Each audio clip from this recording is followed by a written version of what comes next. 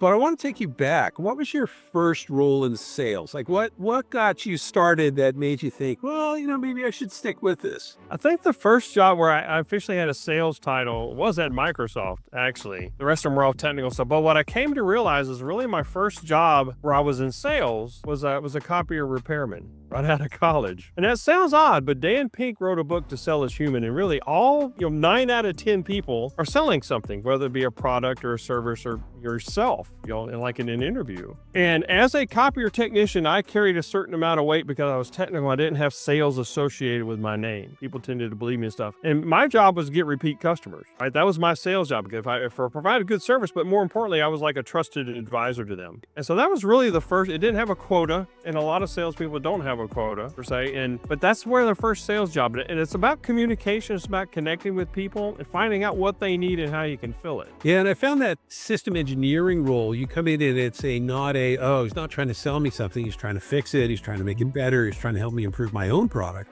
Yeah.